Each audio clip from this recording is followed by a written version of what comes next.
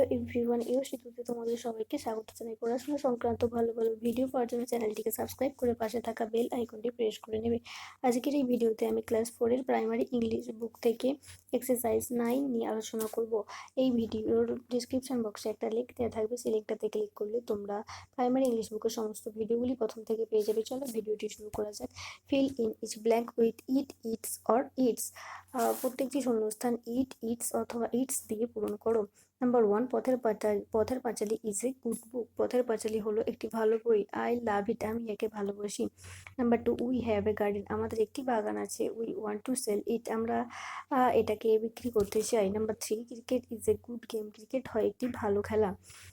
It's popularity grows day by day.